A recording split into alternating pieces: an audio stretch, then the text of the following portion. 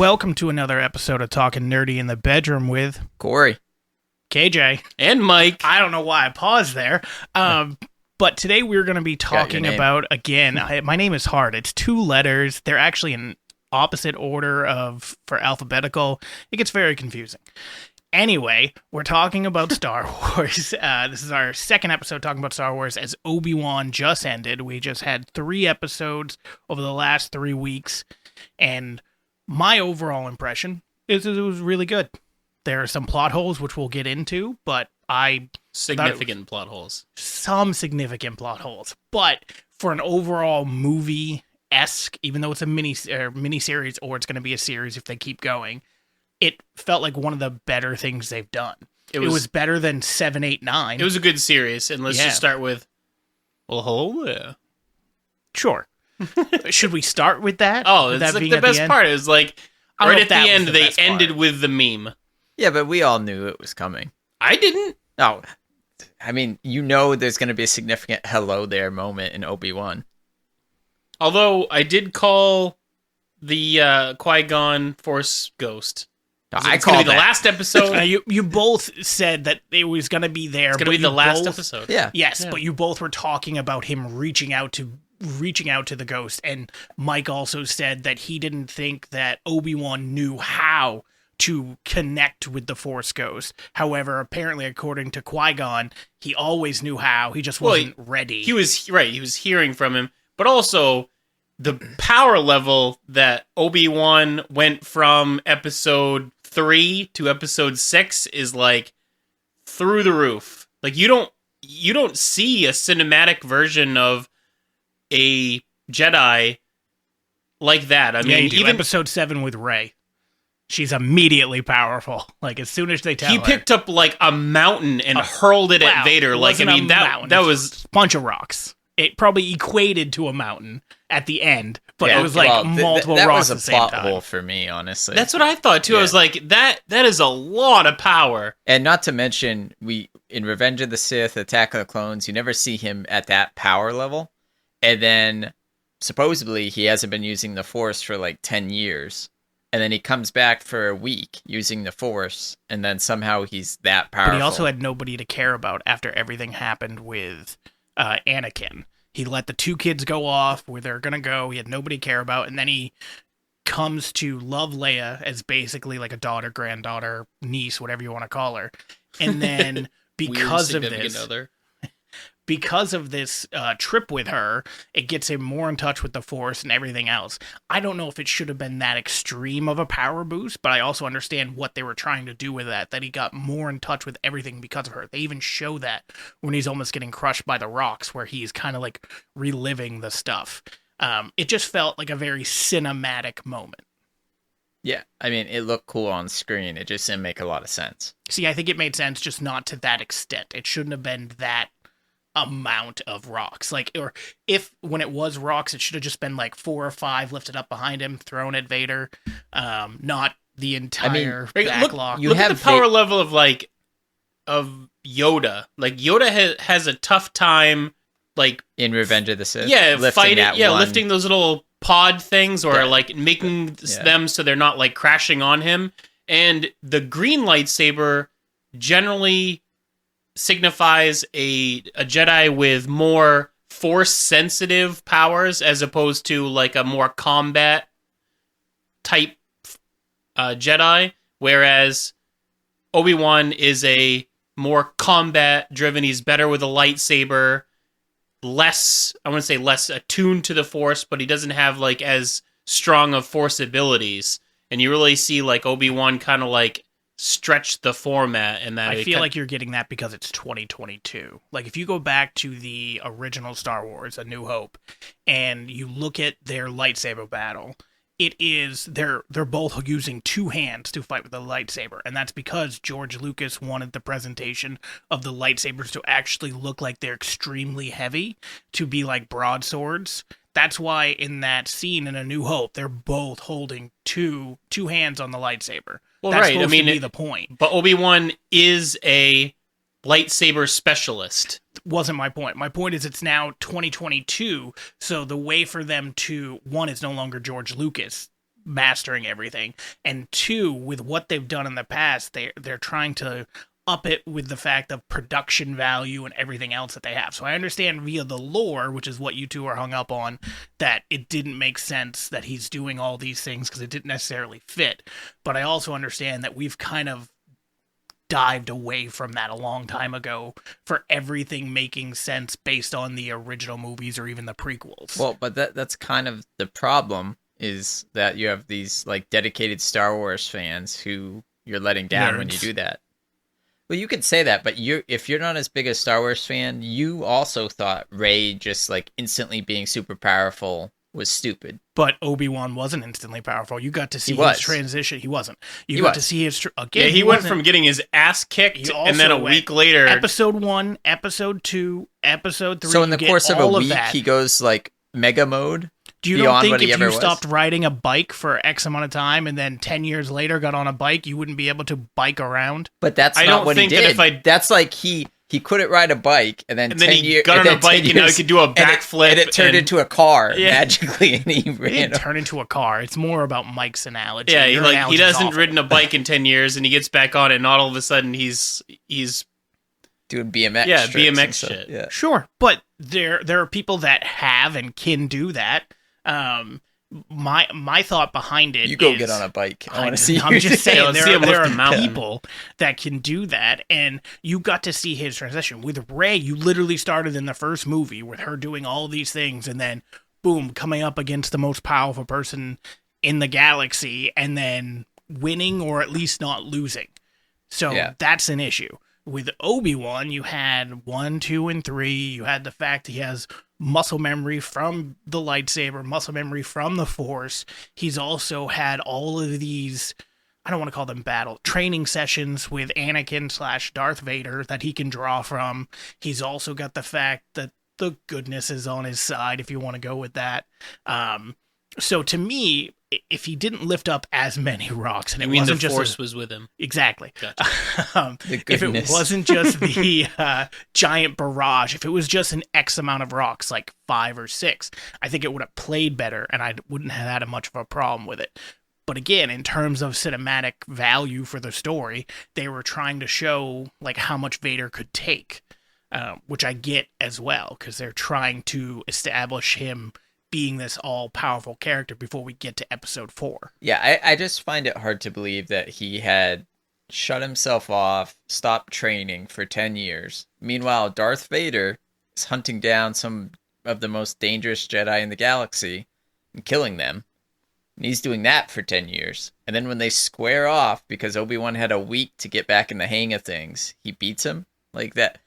That's the hard sell for me, is that it just doesn't line up with the timeline correctly. See, I think it still lines up because of what they set up earlier in the series, and the fact of who Anakin or Darth Vader is, for always going for the kill, always needing to win, and all these things. He set himself up for failure. He did that in the flashback. He did that instead of going after, in the last episode, the ship with all the rebels on it. He's like, nope, gonna go after Obi-Wan. He then throws a bunch of rocks on top of Obi-Wan and just leaves him. Yeah, so that was a big plot hole for me too. Exactly, like, you should confirm your kill. Well, yeah, I mean, like, you are attuned to the point where you can tell which ship he's on. Yep. But you can't tell if he's still alive 5 feet away from you. Yeah. Like, this is the person you've been hunting for years, and you're just going to cover him in rocks, and you're like, well, I hope he's dead. I could probably tell using the Force, but I won't. I'm just going to walk away. I think that goes to the vanity of Vader, thinking that he killed him. Like, in the sense of, I win. I'm better than you. I've done it, and now I'm walking away because I'm done. I think that, again, that plays into the story that they're trying to tell about Vader, which they did the entire series. I mean, I had a bigger issue. I mean, I have an issue with that, too, because I think that was really just a plot hole so that Obi-Wan could show he is holding up all these rocks and everything. But that's the thing that bothers me. So many times, like Yoda, when he's lifting the X-Wing or whatnot, he has to focus for a second, right? It's not just instantaneous, like, oh, there's the X-Wing, it's in the air. And then you have But Obi-Wan. his life isn't on the line. whatever. But then you have that matters. There's people that lift cars when out of he's nowhere. fighting with Palpatine. He still has to take a moment when he's hurling things at him to stop them, and that's definitely his. He's also old as shit. Well, yes. Yeah, but that doesn't affect his ability in the Force. My point is, Obi-Wan gets all these rocks thrown at him out of nowhere, and has the ability to just like stop them dead from crushing him. He should have been dead. I mean, what I'm saying. Obviously, he his couldn't force die, level goes over the top very quickly. Yeah, cinematically, it looks cool. Just lore-wise, I had no problem with that scene of him being crushed, because again, there are normal people who can lift a car off their kid. That has been documented. So this guy who has force powers can do something. And then if we want sealed in a tomb of he's not stone. sealed. He got hit with some rocks and he's holding them from crushing him, Dude, which is the exact rocks scenario. down. Yeah, like big ones. He throws like 5 Did we down watch the on same him. episode? Yeah, he throws like 5 down on him. And he's just at a time. No, he only throws 5. It just keeps leveling or piling up. Yeah, yes. He's at the bottom of the Tetris stack. And he's holding it, and again, it's because his life is on the line. If he was, I'm sure it has to be. I understand. But you look at, I know we all hated this part, but if you look at episode 8 and Leia doing her Mary Poppins float with the Force because her life is on the line. I mean, honestly, that bothers me less because that bothered me more. Well, it's Mary Poppins. It takes a lot less power for them to do something like that than to stop a rock getting. She's in space. She should be dead almost instantly. No, there's tons of lore in Jedi where like they can stop themselves from breathing and close a bubble of the Force around them. Yeah, Plo Koon does it a couple times. Yeah, so it's not that crazy to me. The thing that was crazy to me is him getting slammed in the head with a rock and just being like, and not just any rock. It's like a big one. Like a Volkswagen Beetle. Probably more heavy than that, considering it's a solid rock, but yeah. Yeah, I still didn't have much of a issue and with then he comes out of that, and it's like, oh, because I did that, now I can, like, summon the whole quarry that I'm in. Yeah, so I mean... Yeah, there was too many rocks he summoned. Yeah. And then Vader just kind of takes it. He's just sitting there letting him hit it. Yeah. Yeah, he's blocking. Well, he is blocking-ish, right. And then he's also taking some punishment, which then helps, obviously, Obi-Wan get the upper hand. Which also didn't make a ton of sense to me, because you see him literally stop a spaceship and rip it into pieces. That part was wicked cool. I knew it was going to happen. I was going to say, he can pull a starship out of the sky, and they did it, and I saw it, and that was awesome. Only one of them. You can't do the other one. Yeah, that made no sense. No sense. He stops the first ship, and first off, when that first ship takes off, you don't see another ship behind it. There is no other ship. No, you can. I watched the part again, because that confused me. too, and I did when not see when the ship is down, when he rips the hull open, you can see the other ship from behind it. Oh, yeah. Before it takes off. When the ship... No, it's there when it takes off. I did not see it. Yeah, I didn't see it either. I watched it twice. It's like further away in the hangar. But regardless, my point is he can do all that, but then when rocks are being thrown at him, he's just like, oh, God, those are probably like 15 pounds. So maybe they're like being... Well, they're being force thrown, obviously, but maybe that makes it harder to deflect. Again, the bigger issue is the fact that he shoved down one ship, and another one rises up, and he's like, I'll just let that one go. Again, it could be the same issue that Yoda had when he's trying to deflect all the little pods. Like, at some point, it must take a lot of force power to pull a starship out of the sky and then rip the hull off. Like, he probably used a lot of power to do that. Size matters not, right? So Corey's really pushing that narrative. It just Mike he didn't even like wanted to make a joke. He didn't even try. He didn't even try though. So like if he would have tried and you could have seen that he was a little bit fatigued from it, fine. He didn't even attempt to put up his hand to force pull it down. He just saw it go and he went, crap. It did take off pretty quick though. It shouldn't matter. Yeah. If you're Darth Vader, you should at least make an attempt. And again, if then Obi-Wan, who's on the ship, does something or hits him with something or distracts him, and then it gets time to go away, fine. Okay, so another plot hole for me was he beats Vader on the planet, right? And then he goes to leave. That Star Destroyer in space just is that's a big one. I also thought that they weren't like covering the planet at all, like the. Yeah, and then my other issue is, okay, because I was like, how's he getting away anyway? Then Katie reminded me that he does go into hyperspace. And I'm like, okay, so wait, they were on a ship where the hyperspace wasn't working, but they had another ship that they could take off from it. Working hyperdrive. That had a working hyperdrive. Yeah, it made no sense to me. Where the smaller ship could do it, but their bigger ship couldn't do it. Maybe take Leia in the smaller ship and just get her to safety. Yeah. Yeah, I had a big problem with that, where it was just like, well, why aren't we? We're just doing that. Well, you're gonna forget that the hyperdrive worked. Yeah, I guess. Yeah. This whole series had a lot of plot holes for me, but I still liked it. Yeah, it was great. It's still one of the better ones that they've done.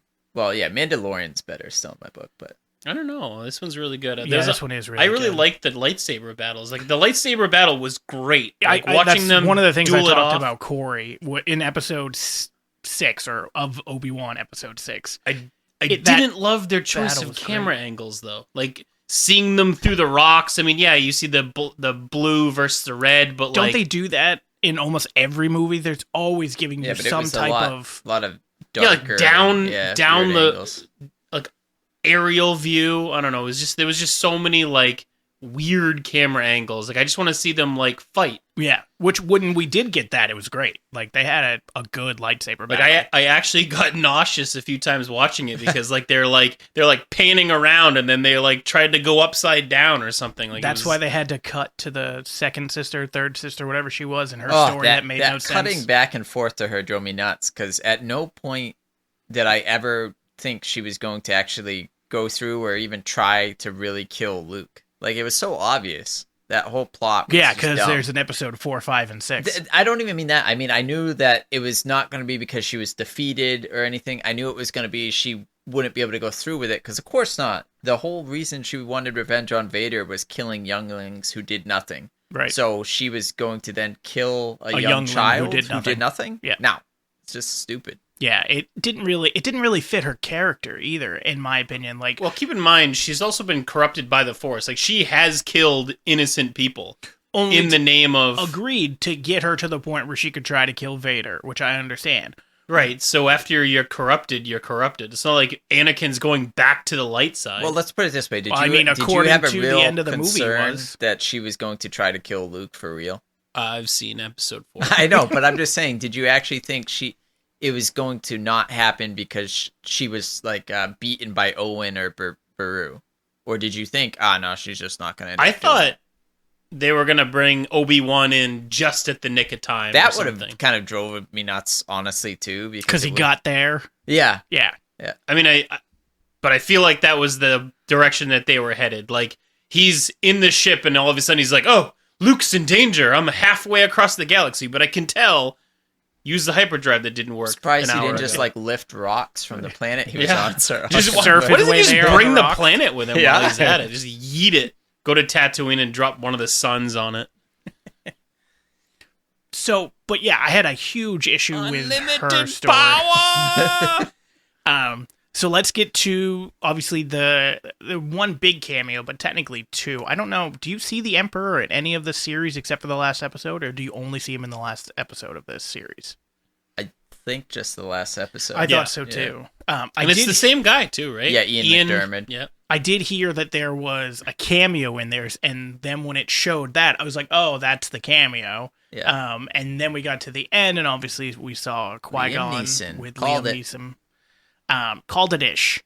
I mean, you straight up called it wrong. You were like, "There's no way that they'll have Liam Neeson in there because that doesn't set up. That's not a good way to end a season." No, what you said was he was going to be sitting there praying or meditating, and then he was going to be like, "I'm reaching out," and then he was going to hear. I didn't say he was going to pray. I said he's going to try to call out again, and so I was wrong about him initiating the call, but he received a call and he picked it up. So, and then you thought it was going to end with him saying your training can continue, which is basically what he said. He's like, we have a long way to go yet, meaning his training. You got to give it to Disney for keeping all of like their people that are on the set under wraps really well. Like, nowhere can you find that Liam Neeson was going to be in the series whatsoever. I think Marvel, with the fact that they're owned by Disney, has helped them tremendously in that of trying to like keep secrets, or at least try their best to keep secrets. Yeah, I know, but like you always have like movies or series or something and like something gets leaked. Like I feel like Disney does a very good job of like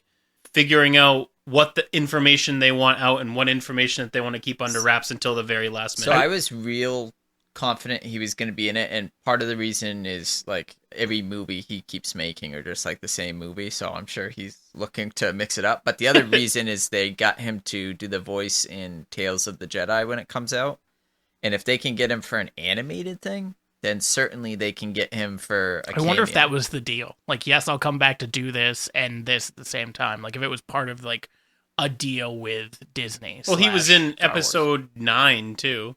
As a voice. Although I don't know if he actually recorded. Yeah, that could have just been a voice from the original voices from like the animated show and from. So some of those are just recorded voices from the actual series. I can't imagine he says anything that has been pre-recorded, but maybe. I mean, he might just say the Force will be with you or something. You know, I mean, there's a lot of generic dialogue. Plus, you really want to go back and rewatch episode 9 just to make sure. No. Exactly. I don't want to rewatch any of them. 7, 8, or 9. Let them all just disappear. The happiest day of my life was... No, I can't say that I have kids. But I was... You also got married, by the way? I was very Yeah, that too. I was very happy Star Wars related. On April Fool's Day, I read an article before I realized it was April Fool's that said they were going to wipe out 7, 8, 9 and have them reshot with just J.J. Abrams directing. And I was like, sweet, let's do it. Episode 7 is one of the highest grossing movies out there. That's just because everybody was eager to see Star Wars. Right. It was also a decent movie. Yeah, it was just a rehash. Yeah, that's why it was decent, because it was literally a tried and true formula. Yeah, and then I guess I would have preferred them to just rehash the next two, but granted, they kind of do. Well, they rehashed the first one and the third one, not so much the second one. I mean, the second one ends, I mean, it doesn't start on Hoth, but it ends on a planet where it's not snow, it's like salt. Yeah. And then they have walkers coming to them, and they're in a base and have to escape. And so somebody delays them. You got to come up with new gripes. You said this in the last podcast. I mean, it's a significant gripe. Yeah, we're talking Star Wars again. So. Wow. Sure, but doesn't mean you bring up the same gripe. Come up with new gripes. I'm sure you have some. When you talk about 7, 8, 9 and why they're bad, I'm going to bring up the same gripes. Agreed. I enjoyed most of the characters they introduced too. I didn't think anybody was necessarily out of place except for the second sister, third sister. What's her name? Is it second or third? Raven or Revan? I don't know what her name is. Not Revan. I think it's Raven, but that sounds wrong. Is she the second sister or third? Third sister. Third sister, yeah. Yeah, it's Reva. Riva, okay, yeah. I added an N. I'm super glad that the Grand Inquisitor is actually not dead. Yeah. That was a decent twist. I love the character. Like, I know he doesn't sucks in that. Does he though? Yeah, he's nowhere near as good as he was in Rebels. How?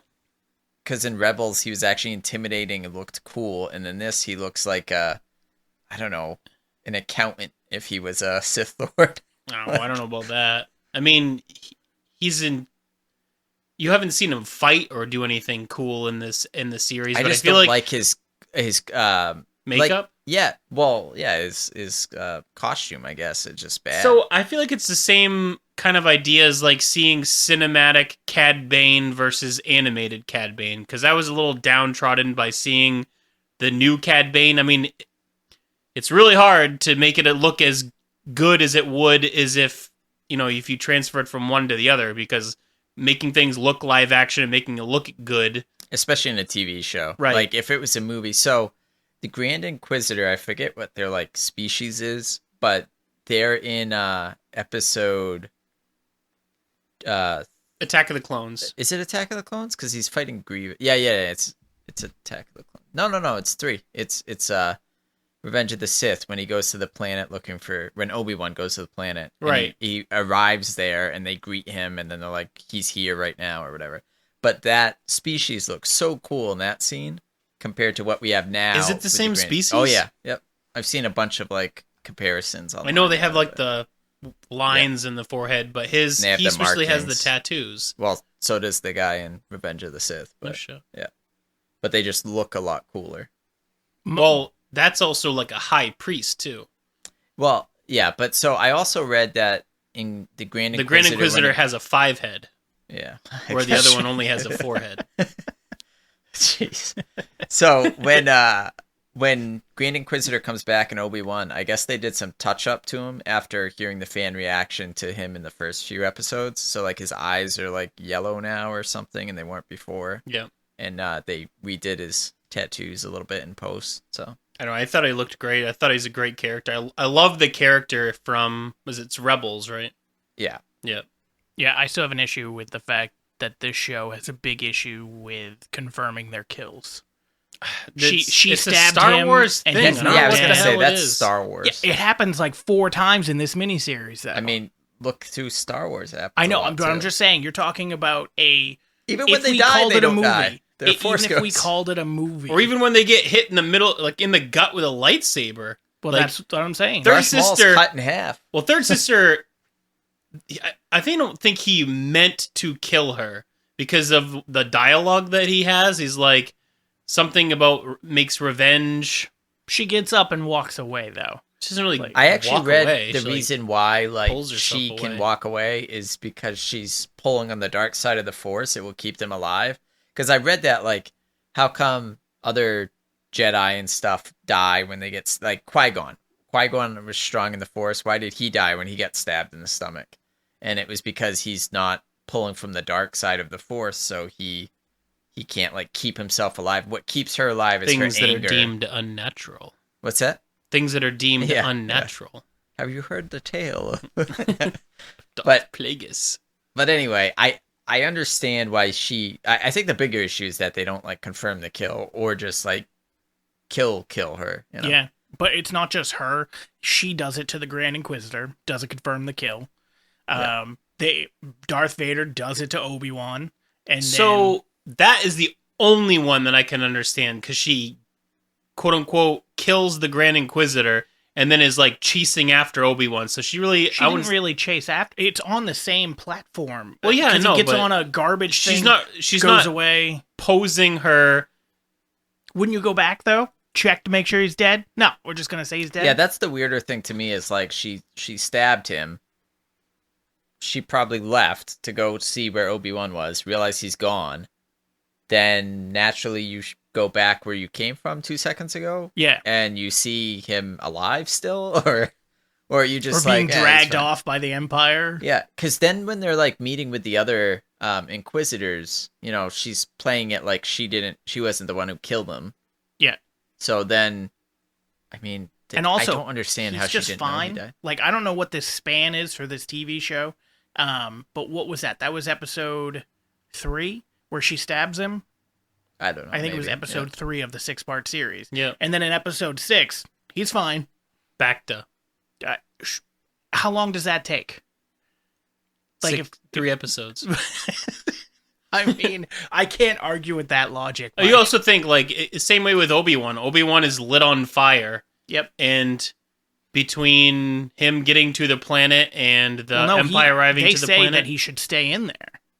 Right, that's what I'm saying. Like, the Bacta is good shit, apparently. I know, but they're saying he should stay in there, and he doesn't, which is why, also, that's a plot hole for why he's so strong against Darth Vader, because if anything, he should be weaker. Right.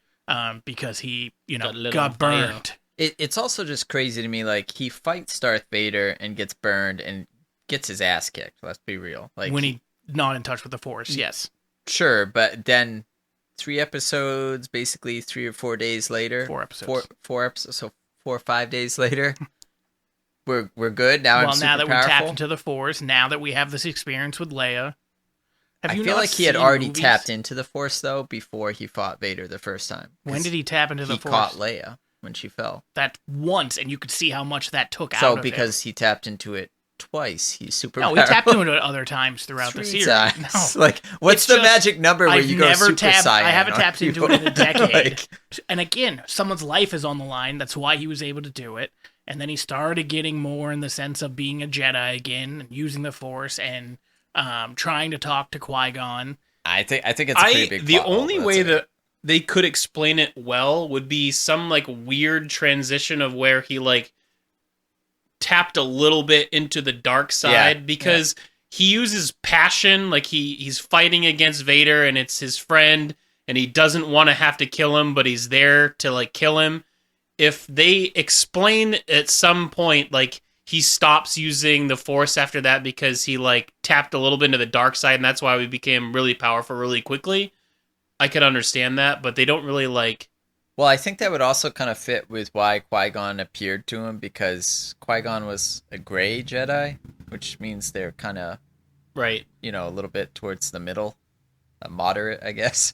And so if he did tap into the dark side a little bit there. Because you can kind of see like on his face, like he has like that like passionate like you're my friend, but you're gone. Like I have to kill you. You're not even Anakin anymore. But then he doesn't kill him. I know, and then he doesn't do it. My friend is gone. I'll just leave you here. Bye. The dialogue was really good though. You didn't kill Anakin, I did. 100%. The slash across his mask, the Hayden Christensen's face was great. I almost brought my Vader mask today. Oh, so we could cut it in half? What? No, so we could cut it in half? That part of the nostalgia was great. The dialogue was great. The saber fight was great. The voice going back and forth between Hayden's voice and James Earl Jones' voice was fantastic. I liked how they had callback phrases. So, like, Obi-Wan says, "I'll do what I must," which he said in Revenge of the Sith. But instead of saying, "You will try," this time Vader's like, "You will die," or something like that. Like, he's upgraded his threat. You can try. Yeah. You will die. Yeah. So what does the suit do, though? Because he's clearly destroyed the suit, and he doesn't seem like he's, like, dying right off the bat. I think he's basically can keep himself alive with the Force until he gets... How come he doesn't do that in Return of the Jedi? He does. I think that's why he's still alive when the Emperor finds him on Mustafar, because you think he would be dead. But in Return of the Jedi, like he gets Force lightning a little bit, his suit is malfunctioned, and he's like dead. Like Luke can't bring him on the shuttle with him. I think it's probably one of those things where like he just gives up. The stuff I was gonna say, I think he wanted to die. Well, I think he wanted to die, but then also I think the stuff he would need would be on the Death Star, which is about to explode. He has a ship. I know, but he also has not going to have Mustafar. It's not like his castle went anywhere. Like, the Death Star blew up. Yeah. Oh, my castle's gone too. I think he wanted to die. He did what he needed to do. He saved his son. He switched back to the good side, light side, and then that he was ready to call it quits. The other justification is the suit is like constantly causing him pain, is what I've always understood. So I think it might also be one of those things where he did not want to live in existence of having to live in a suit that would cause him pain. Although I had also always heard that the only reason he's in the suit is the Emperor makes him stay in it, so it's a method of control. Mike has said because that it's almost every time we've talked. Yeah. So it's very sensitive to Force lightning. Yeah. So if that's the case, then just surely he could have like been made better. I don't know. I think it's just old. He's like, you know what? I don't want to see any more stuff. Like, yeah, I'm pretty sure it's that. He saved his son. He did what he needed to do. He overthrew. Plus, how do you come back from being Darth Vader in the galaxy? Well, you show up as a Force ghost, apparently. That's the only way. Yeah. I always... There's that College Humor one where he shows up and it's... Are you saying that he's Anakin. Not redeemable? Yeah, kind of. I mean, he spoke... That's one of the worst tropes that Hollywood has in regards to villains, is they want to make them redeemable. You look at all these new movies that have been coming out where you're the anti-hero and you're supposed to be redeemable because of X, Y, and Z, which I understand. But Darth Vader's whole point in 4, 5, 6, he has this arc and he's just such a good villain. It's one of the best things cinema has ever done, in my opinion. And because of that arc, has that really good end moment with his son, doesn't really make him redeemable. He just did one right thing at the end. I don't think it redeems him from, blowing up Alderaan. I think the redemption is really that, like, he helped bring balance back to the Force, which was always the prophecy. So, like, he redeemed. But did he, though? Because then it continues right after that. I mean, he balanced it out. What they do after is on them. Like, I have an issue with that thought. I understand it. Like, that's what they were going for when there weren't going to be any more movies. And then you have the extended universe. Then you have the other movies where they basically said in the scroll, everything went to shit again. Yeah. Yeah. Now that we're 6 episodes in, I know you had a little bit of an issue in the beginning, Mike, with Obi-Wan's performance of being a little bit of a bitch in the beginning, of being like scared and everything, and then he goes the complete opposite at the end with this amount of force he's able to use and everything else. How do you think that work together. I mean, that is the Obi-Wan that I was looking for in the beginning. I feel like the transition was inevitable, but the transition went from like 0 to 60 very quickly. So it's weird that they would have it like that. I mean, like, I can understand after not using the Force for 10 years, it would be difficult for him, but like they really make him out to be like much, much weaker than Vader in like the middle of the series. Like, if it was like maybe episode 1. It was episode 2, but I also think it was partly because of him being afraid to use the Force. I think that was what they were trying to show, is because of what he did with Anakin. He was afraid to use the Force. So that was part of it to begin with, of why he stopped doing it for 10 years. Was that he was afraid and he didn't want to potentially go down the same road. Look at what Luke did, and I know now we're talking about the sequels again. I just said we weren't going to do this, but he like runs off afterwards after everything happened with Kylo, because he doesn't want to repeat that mistake. And it seems like that's what Obi-Wan did here as well. Like, he runs off. I mean, that's a big difference between the two. I mean, Obi-Wan had a failed Padawan who becomes Darth Vader. Luke's whole temple gets burned down, and a lot of his disciples go to the dark side. Sure, but you've also got Obi-Wan dealing with Anakin, who murdered a bunch of little kids. Yeah, I mean, don't get me wrong. Like, the chosen one becomes the dark prince of the universe. I understand that, but like, Luke doesn't get any less powerful, whereas Obi-Wan does. Plus, I don't really think Obi-Wan is the only person at fault, because like they have all these other Jedi that, like Yoda, who's, didn't foresee what Anakin was going to become, really. He like sensed darkness in him, but okayed his training anyway. You have Qui-Gon, who was like, train the boy no matter what. I'm gonna, Obi-Wan's ready for the trials. He was gonna get trained one way or the other. Obi-Wan was really when he showed up at a Force Ghost, Obi-Wan should have just been like, "This is your fault." Yeah, dude, why did you tell me? Dude, what the hell? Remember that kid you wanted me to train? Fuck you. I mean, technically they're right in the sense of, as Corey said, at the end of episode 6 of the film series, it does bring balance to the Force. So everything is technically right there. It's just a lot of people die in between, and it seems like a weird setup for it. But so you thought his performance? I think Obi-Wan. Qui-Gon should have showed up and he's just like, "My bad, my bad, guys. I'll take the blame for this one." Have you seen Taken 4? Is there Taken 4? Not yet. Oh, okay. Give it time. So, well, no, that's going to be the new Star Wars, Taken again. Like, that's what this one was. Yeah. Leia got taken, and then Qui-Gon shows up at the end. Anyway, so right, this whole thing could have been completely changed if the kids just listen to their parents for once and stop running off. Is that the motto of our this podcast? Whole series could have been prevented. Your parents? Right, listen to your damn parents. Stop running off in the woods. I mean, if Sebulba had just like been able to beat a little kid in a pod race, we might never have had Darth Vader. It's true. Or if Watto just sold him the damn parts. Yeah, that's true. Why didn't you just take Republic credits? Come on, you cheap bastard. I saw a little clip of that. It's like they show up at Watto saying, like, we need to buy. And he's like, okay, I'll take the credits. And it's like the end. The end, yeah. With so many parts of Star Wars that are just stopped by like a moment. Yeah. Hold your fire. I mean, let's get the real. Pod. Like, I love. Yeah, right. What are we paying? What's the Family Guy thing? What are we paying by the laser? Yeah. You don't make decisions, Terry. The budget. Such a good scene. I love the Family Guy spoofs are just awesome. The first one is absolutely the first one's Blue the best, Harvest is the best because they took their time with it. Even the second one is still pretty good. Explain the third one, Blue Harvest name to me. I have no idea. Is it just random? I assume it had to do with blue milk, but I could be wrong. I don't know. That's the part that gets me. Like, it's a New Hope. Like, I didn't understand.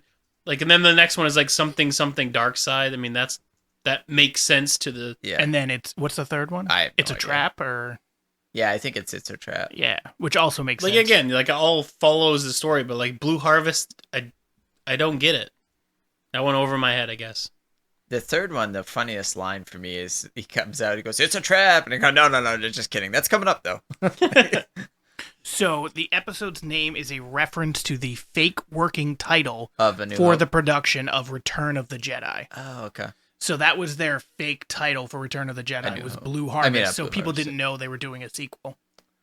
So even though there weren't Return of the Jedi? Yeah, Return. So they didn't know that they were going to have a story after Empire Strikes Back? Because technically A New Hope is its own... Well, yeah, but by the time you're at Return of the Jedi, you've had Empire Strikes Back, so that doesn't make sense. I don't know. That's just what their title was. It might have been like, so when they were casting for it, they were casting for Blue Harvest, and they were able, so people didn't know, like, Star Wars. Yeah. Right. I gotcha. But yeah, so that's what's in reference to. I did not know that. Although Revenge of the Jedi sounds really cool. They should have kept it as that. Have you seen the video where it shows like how all 9 movies have the wrong name? Yes. And like the Phantom Menace should be the last one because the Emperor comes back. Like they all make so much sense. Yeah, we're switching them. Absolutely. Attack of the Clones should be Revenge of the Sith because the clones order. A New Hope should have been Episode 7. Should have been what? Rey. Yeah. The Force Awakens. Yeah. Well, Force Awakens is Episode 1. Yeah, that's when it all starts. Is what it should be. Right. And A New Hope should have been when Rey started in Episode 7. Oh, the name A New Hope should be Episode 7. Yeah, I see what you're saying. Yeah. So yeah, I thought that was nothing about Empire Strikes Back needs to change though. Yeah. So with this series, we now have something that even the actors said they'd be willing for season 2. I think all of us would enjoy a season 2. I mean, obviously, it kind of depends on what story they do. It is for sure gonna happen. Again, it's not for sure as it's not confirmed yet, but I agree. It for sure is going to happen. That's like if they did The Mandalorian and they're like, you know what? It did really well. Everyone really likes it. We're going to sell all these toys, but like there's already Third Sister lightsabers for sale from Hasbro. So this was supposed to be a movie. Like that was the original plan. This was supposed to be a movie. And then they said, nope, I think it's better with Disney Plus. So we're going to turn it into a miniseries. Yep. And then both Jon Favreau and I can't remember the other guy's name got involved because once they had the script for the miniseries, it's like this is way too close to The Mandalorian with protecting this child, going on this adventure. So then they had to tweak it and change some stuff, which they did, but they're still somewhat Mandalorian. I don't remember. Okay. I don't remember who the other person. But they had to change some stuff, so you can kind of see where obviously they did take some stuff from Mandalorian, but it wasn't a bad thing. I thought it was a really good story. But I agree. I think it's all but confirmed that they're gonna do a season 2. Leia knowing Obi-Wan for a really long time and then not knowing him in Episode 4. Why doesn't she know him in Episode 4? Yeah. You served my father in the Clone War. Not, hey, remember that time you saved me? Ah, that's fair. That is fair. She does say that towards the. Although I liked I was telling him I liked the fact that when Luke comes to her in the prison cell, he's like, "I'm here with Ben Kenobi," and she's like, "Ben Kenobi," like she knows who that is. Yeah, she knows who Ben is, and she knows who Ben Obi is what he goes by. So I thought that was kind of cool. Yeah, I guess, but like if you're, I agree with. If you're Mike sending like a hologram specifically to him, like you'd be like, she does help me. Obi-Wan you asked me if ever I needed help, I'll be there. I need help. Like it sounds like too formal. It might also be because she doesn't know if that message will get intercepted, so she doesn't want to like give out his secret identity with a terrible last name. Death Star plans on it. Yeah. I know. If it gets captured, it don't matter. The message doesn't matter. This series, we're all assuming it's a season 2. Where do you think it's going to go? I think Qui-Gon's going to like teach him in the next... I don't know, like, I imagine they're going to involve young Luke more. And I don't think so. I don't think it would be a smart idea to involve Luke because you can kind of see that Luke is extremely naive. Yep. You might see him like here and there. He'll probably like be on Tatooine and you'll see him as like a teenager or something. Yep. But like he won't be involved with Ben because even when on Episode 4, he's like, "Oh, you mean like old Ben?" Like maybe he means old Ben. Like you know what I mean? Like it doesn't sound like he knows him very well. You'll see him shooting womp rats. I actually think what might happen is that little toy is a T-16, by the way. The little toy that he gives him.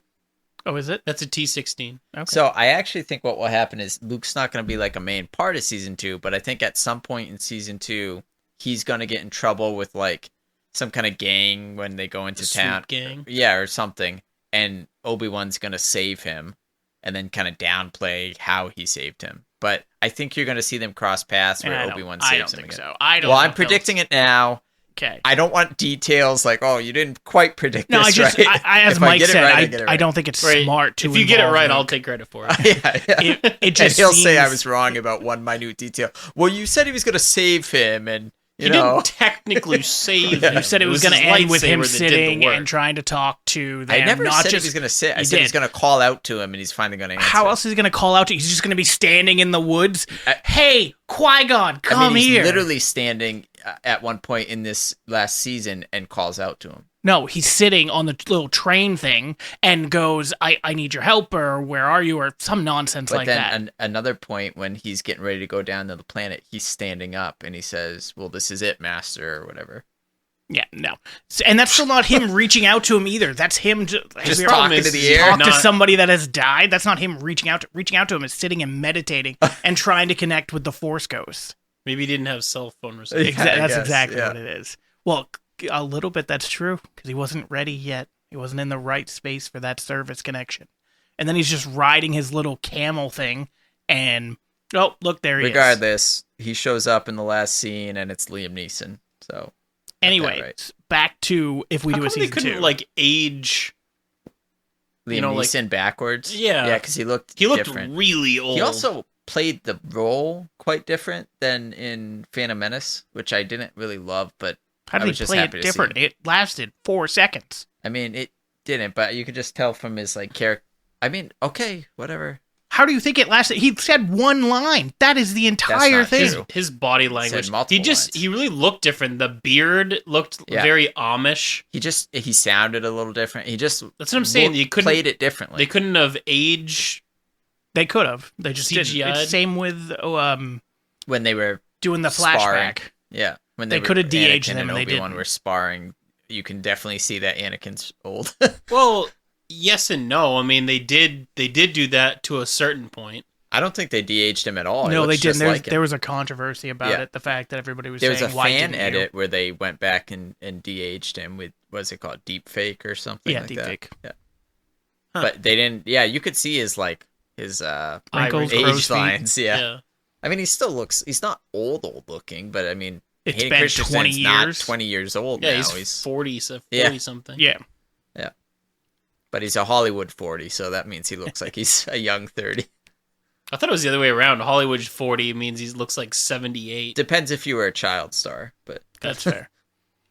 But I agree with Mike in the sense of I don't think it'd be smart to involve Luke in the story just because he is so involved in episode 4, 5, and 6. But it would make sense to the Star Wars plot holes. Yeah. Well, so if you want to introduce a plot hole, let's throw Luke into the mix. I'm also not saying like I think they should. I'm just making predictions of what I think they will do. It sounds like he's going away though. At the end of the thing, it sounded like he was leaving. He's going to leave them Obi-Wan? alone. Yeah, he's leaving Tatooine. He's not going to really be there for a while. No, he's staying on Tatooine. Why do we know that? He leaves his cave, he packs up his stuff, so he literally leaves. He could go to any other planet. He stays on Tatooine because he fights Maul on Tatooine. Yeah. Oh, is that what happens? Yeah, he stays on Tatooine. But that doesn't mean that he stays. He probably goes on missions. Yeah, I guess that's my point. Like, he could leave and then eventually come back to Tatooine. I don't know, like, how much... See, that's the thing that's going to be a little iffy to me, is if he's constantly going out on missions, it's going to feel like a little bit of a deviation from what the story we know has set up for him. Like, he's supposed to be basically a hermit this whole time. Well, maybe that's just what Luke thinks. Yeah, I mean... No, but I'm saying, like, that's in the... People probably think that he's in his hovel, though. Too. He might just be, like, pretending to be in his little hovel, and then he's always going off-world doing different things. Like a secret agent. He doesn't really interact with a lot of people. It just seems like if he was constantly going around on missions, they would be relevant enough that we would have seen some mention of it in other stuff that's come out, like in Rebels. Well, not if they're Top secret missions. I guess. Jedi mission. Like him saving Leia, I get, because it was a direct contact from Bail Organa. But like, what is season 2 going to be? Him saving her again? No, I don't think it's going to have to do with Leia or Luke. Honestly, I don't think it has. I feel like it's going to have something to do with Maul. Like if they're bringing back the Maul story arc, like how did Maul track him to Tatooine? Well, do you want the answer? Yeah.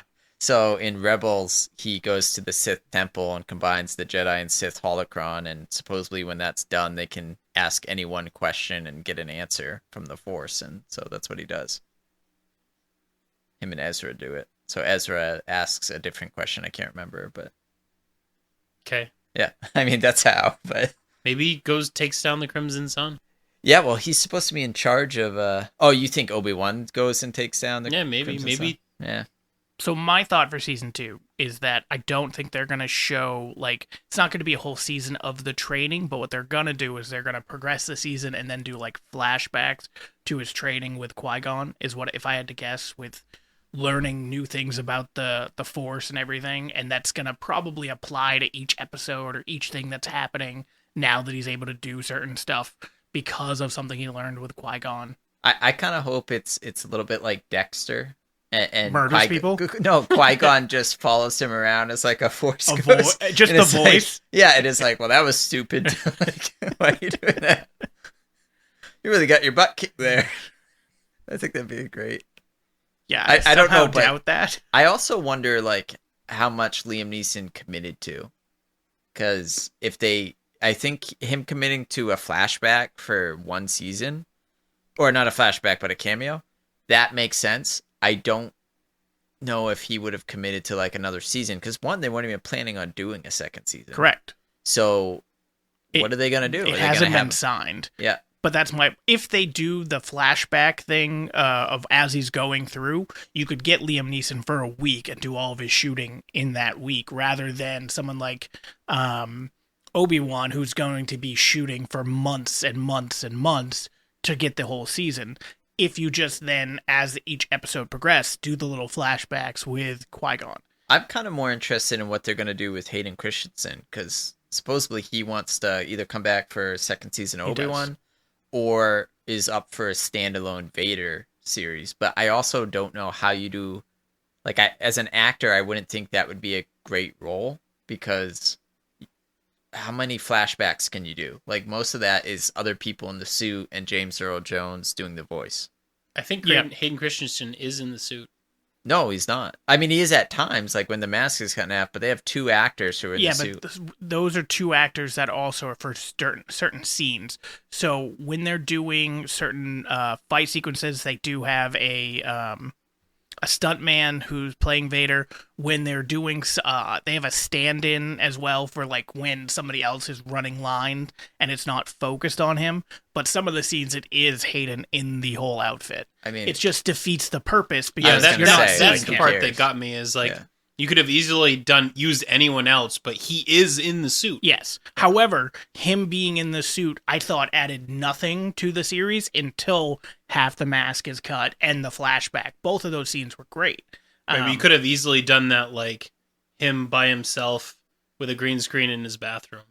I think he's really just trying to take any job he can get because his career kind of nosedive. Yeah, a little bit. So in preparing for this podcast, I went back and prepared? Well, just like, I watched something. Okay. But so watched Star Wars? We've talked about Rebels and Clone Wars, but I went back and watched the original Clone Wars series that came out prior to. Do you remember that one? It was like little episodes, different animation style. No, you never saw it? It's on Disney Plus. It's really good, but like the XD version of it? Disney XD? No, I don't think so. I think it was just called like I don't know. I think it was just called Clone Wars. I thought I've seen all of the Clone Wars. It's not part of the Clone Wars series you're thinking of. It's like a precursor to it, and because that was popular, they made Clone Wars. Right, it was on Disney XD, and it was like specifically catered to children. No, it was on Disney Kids on. I don't think so, because it's honestly less childish than the actual Clone Wars series is. It is. It's 2003.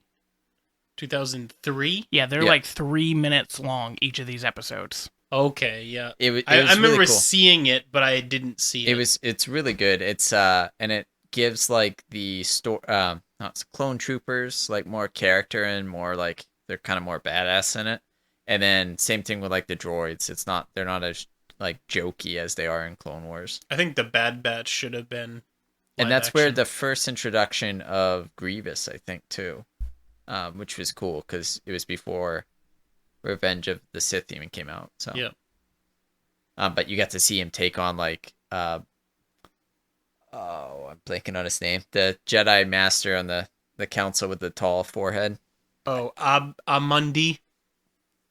Yeah, I don't think that's quite right, but yeah, Mundi. Yeah, whatever. Yeah, and you get to see him fight Shaak Ti and a whole bunch of. So it's cool, and you get Mace Windu like punching droids instead of like using his lightsaber because he has Shatterpoint as a force power. So yeah, I don't know. I liked it a lot. It's definitely worth watching on Disney.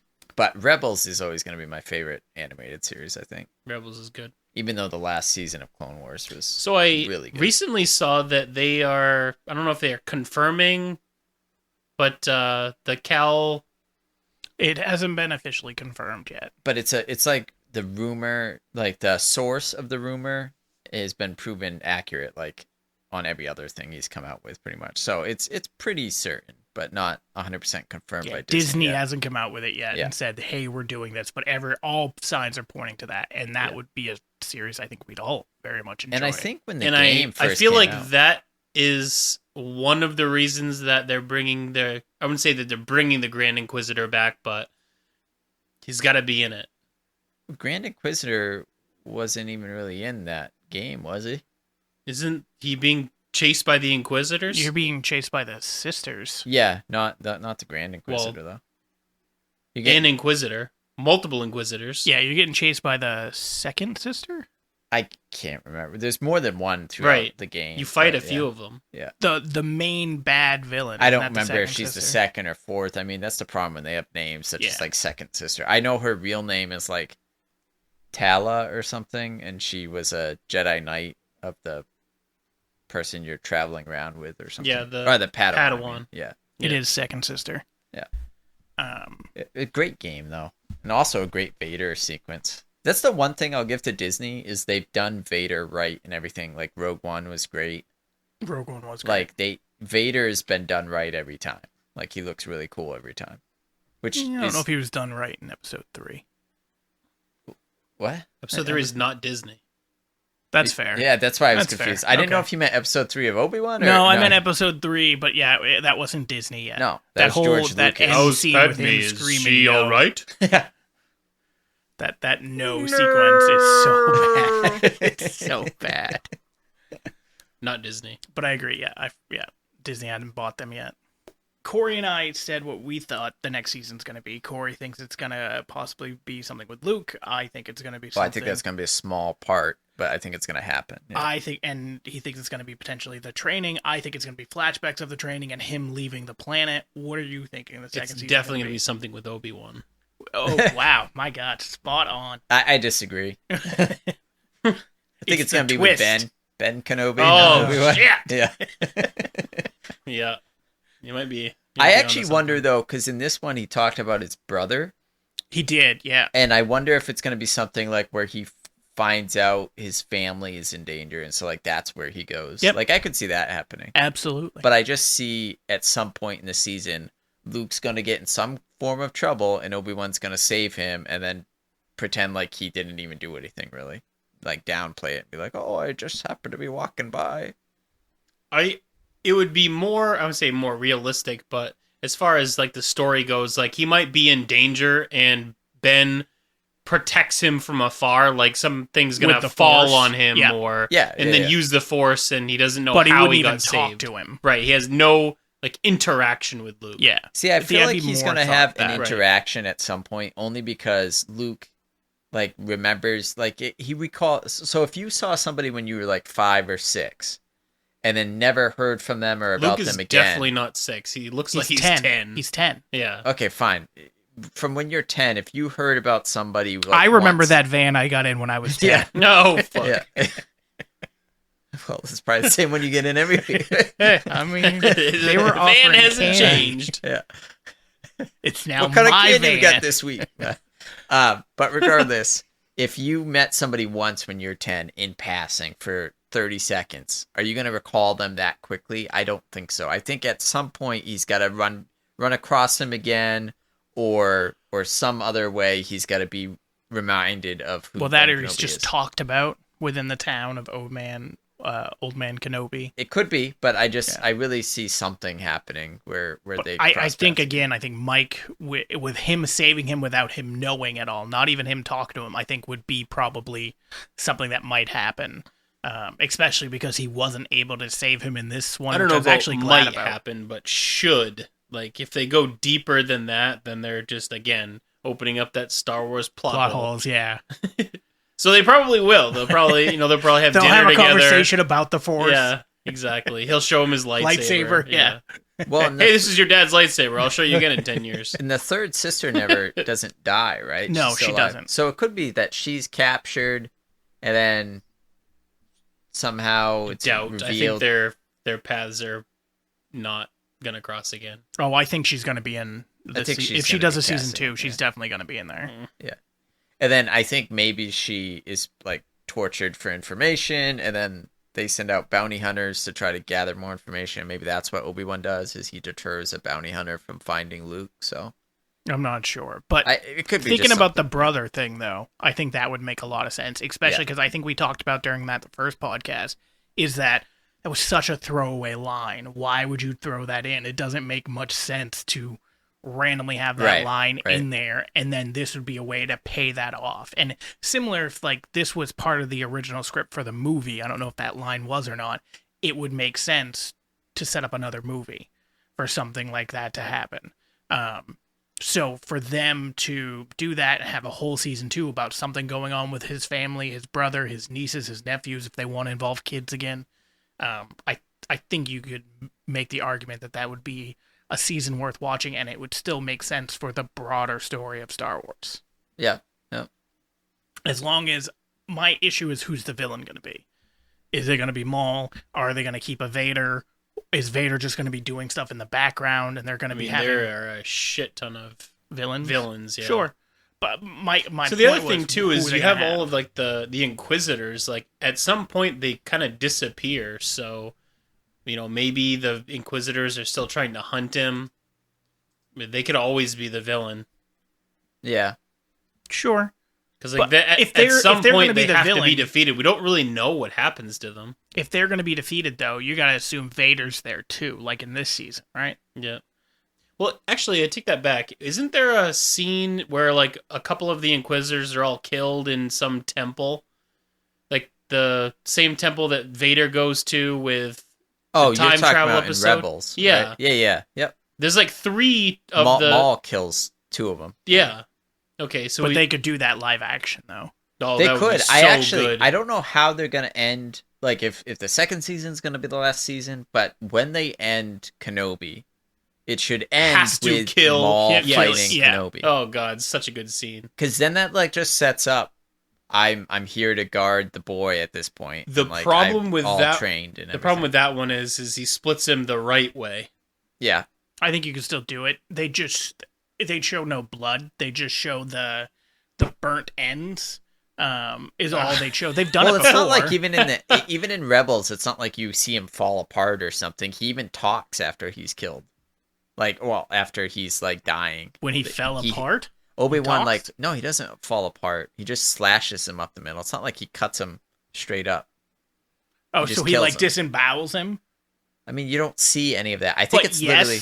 Well, no, I don't think so, because the lightsaber cauterizes the wound as it goes through. But that's the point. Like, if you were using a sword... He cheesed him. No, he doesn't fall into Twizzler 2 pieces, pull him. No, he cuts him, and he's definitely dying, and then Obi-Wan holds him, and he doesn't hold his 2 pieces of his head together. No, yeah. What were you trying to say? We can fix you, man. I got duct tape. We got this. I'll use the Force to hold you together. Yeah. I mean that. Yeah, I don't know. I think hearing that from has what to you end said that for the scene, and I think both of you, But I think that would be phenomenal live action. Oh, I mean, honestly, in Rebels, it was phenomenal. So, like, I would love to see it live action because you literally get to see Obi-Wan go through his 3 stages of, like, training, I guess. Yeah, he goes from his stance that he has with Vader, with the saber facing out. Yeah, and him kind of, like, pointing with it. Yeah. And then he does the stance with...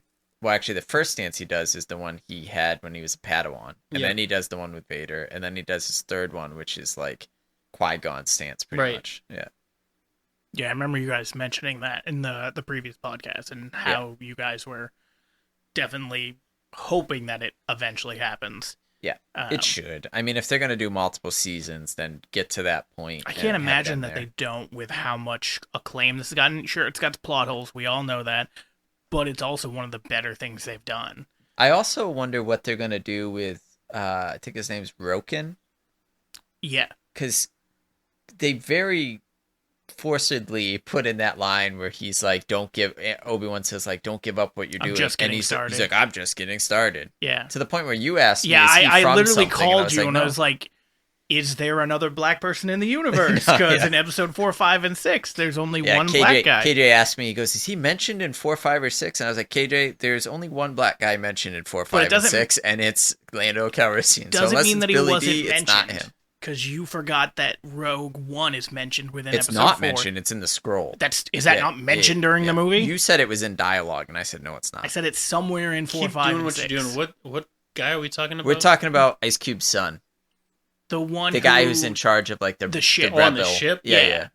Because he has that scene at the very end where he's talking to Obi-Wan, and Obi-Wan's like, don't give up, and he's like, I'm just getting started, which again feels like a throwaway line. I think he's going to be an Andor, because Andor is I was going to say, isn't he part of the group, like, there's the other guy that's in Rogue One. Saw Gerrera? Yeah, Saw Gerrera. Like, we never hear that he's a part of that. Basically, in Rebels, we hear that there's what's the character's name?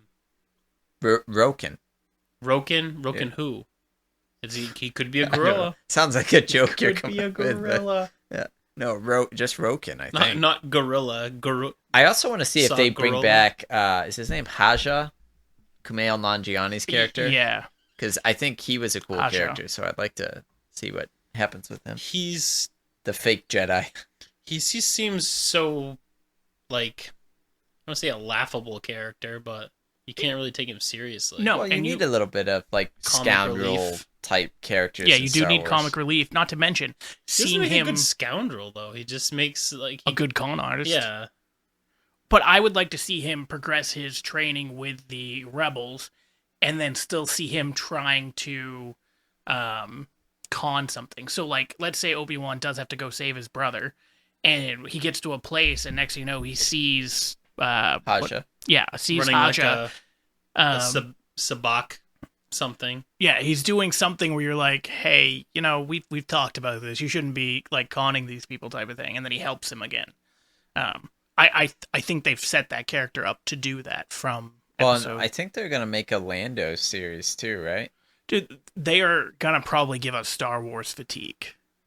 I don't know. I don't think so. I mean, there's they already so have stories. It depends how they're made. Like, Boba Fett was watchable, but it was a bit of a letdown. Though? It was a letdown, but it was still watchable. I didn't regret watching it. I did. Oh, well, good for you.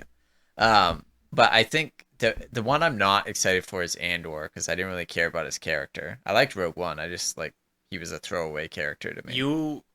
Maybe when you see it, you're gonna know differently. I know. It's the good thing is when you go in with low expectations, you can more often be surprised. So the real question is if Andor has a series, do they have the robot KSO-1 or whatever?